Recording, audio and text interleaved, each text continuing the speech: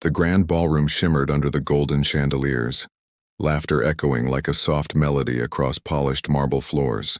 Men in tailored suits and women in glittering gowns swirled to the rhythm of a live orchestra. It was the annual Carter Industries Charity Gala, a night of elegance, prestige, and power. But while the elite mingled beneath the light, one man stood quietly in the shadows, pushing a mop along the edge of the room. His name was Daniel Reed, 36, a janitor, a single father, and a man who had learned to smile even when life refused to smile back. His shoes were old, his uniform faded, but his eyes, gentle and tired, still carried the quiet fire of a man who loved deeply, especially his daughter Lily.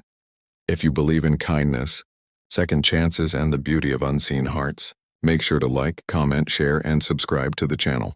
It helps us share more powerful stories like this one with the world. Daniel had worked for Carter Industries for almost 5 years, cleaning offices, conference rooms, and the grand lobby where employees rarely noticed him. He'd taken the job after his wife, Grace, passed away from cancer, leaving him with a 4-year-old daughter and a mountain of hospital bills.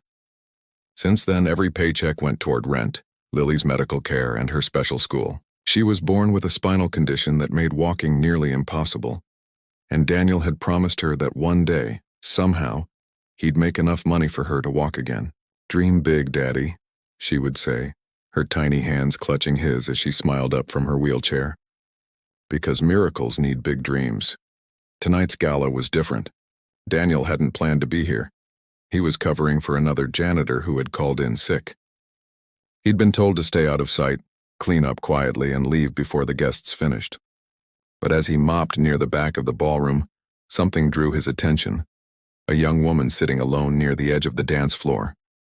Her gown was pale blue, delicate as moonlight, and her hair fell in soft waves over her shoulders. But what caught Daniel's eyes wasn't her beauty. It was her stillness. Her wheelchair was barely visible behind the flowing fabric of her dress, and her hands rested motionless on her lap while couples danced just a few feet away. That was Emily Carter, the only daughter of Charles Carter, the billionaire CEO hosting the event. She was 22, once a talented ballerina, until a car accident 2 years ago left her paralyzed from the waist down.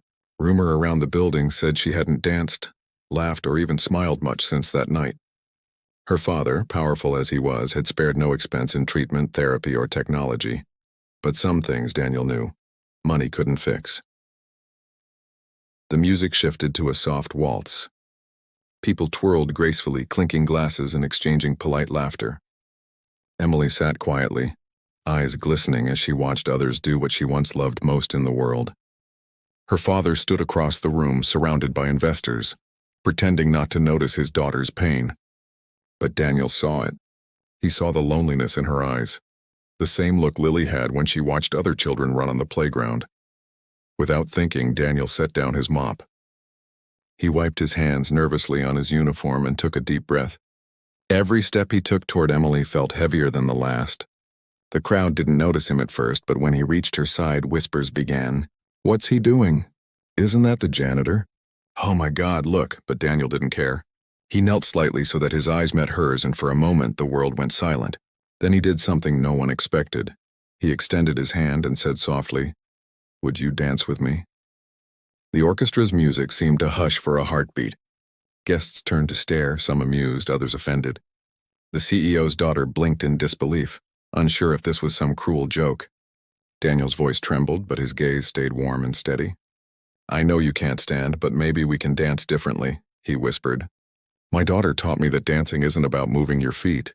It's about feeling the music." Emily hesitated. It had been 2 years since anyone had asked her to dance. She could feel the weight of judgmental eyes, but there was something in Daniel's tone, genuine, unpolished, sincere. Slowly she nodded. Daniel smiled gently and took her hand. Then carefully he placed one hand on the armrest of her chair and the other on her shoulder as he began to sway softly, guiding her through a slow, graceful rhythm. It wasn't a traditional dance, it was something else entirely, something tender and human. As they moved, Emily felt tears well in her eyes. For the first time in years, she wasn't a broken ballerina. She was simply a woman being seen. Gasps spread through the ballroom. The music swelled again as people watched the janitor and the CEO's daughter share a moment that no money could buy. Cameras flashed. Some guests smiled through tears, others looked away, uncomfortable. But Charles Carter, Emily's father, stood frozen. His jaw tightened as he pushed through the crowd, fury and confusion written on his face. But when he reached them, he stopped. Emily was laughing. Actually laughing, her head tilted back, her eyes bright and alive. It was a sound he hadn't heard since before the accident. When the song ended, Daniel slowly released her hands, bowing slightly like a gentleman from another time. The crowd broke into quiet applause, unsure whether to cheer or question what they had just witnessed. Emily whispered something to him, a soft, "Thank you," before her father placed a hand on Daniel's shoulder. "Who are you?" the CEO asked, his voice calm but sharp. Daniel looked him in the eye. "Just a janitor, sir," he said quietly, "and a father." Later that night, when the gala ended and the guests drifted away, Charles Carter called Daniel into his private office. The man's tone was measured, polite, but curious. "Why did you do that?" he asked. "You knew who she was. You knew people were watching. What were you thinking?" Daniel hesitated before answering. "I wasn't thinking about people, sir," he said. "I was thinking about my daughter. She's 9, in a wheelchair. Doctor said she'd never walk. But she still smiles every day. She dances in her chair, spins to music, and tells me she feels free when she does. Tonight, when I saw your daughter sitting alone, I saw that same light dimming. I just wanted to remind her it's still there." The room fell silent. For a long moment, Charles didn't speak.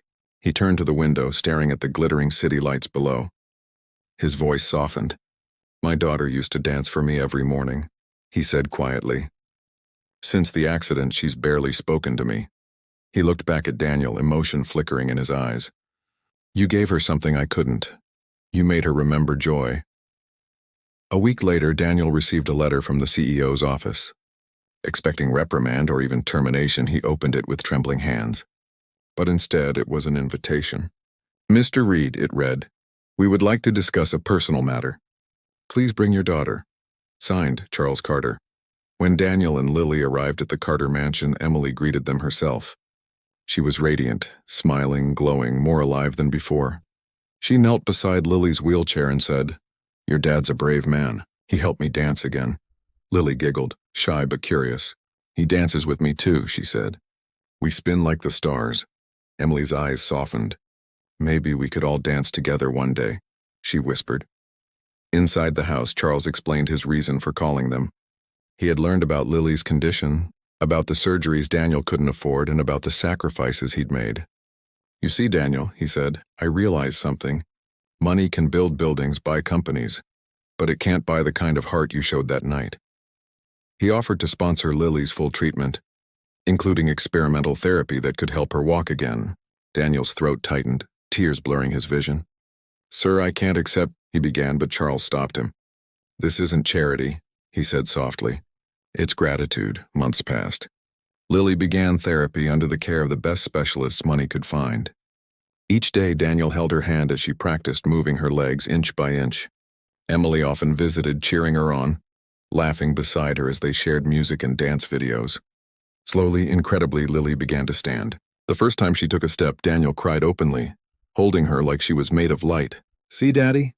she whispered through tears. "Miracles need big dreams." And on the night of the next year's gala, everything came full circle. The ballroom glowed again, but this time Daniel wasn't pushing a mop. He wore a simple suit, standing nervously beside Lily, who stood tall in a pale pink dress, her hands trembling but her legs strong. Charles Carter approached them, smiling warmly, and announced to the crowd that this year's charity would fund children's rehabilitation programs in Lily's name. Then the music began, and Emily rolled to the center of the floor, her eyes finding Daniel's across the room. She nodded once, an unspoken invitation. Daniel took her hands again, and together they danced. Lily joined them, her steps wobbly but determined. The crowd fell silent as the janitor, the CEO's daughter, and a little girl danced under the same golden chandeliers that had once watched him mop the floor. It wasn't a dance of perfection. It was a dance of hope, love, and second chances. If this story touched your heart, please like, comment, share, and subscribe.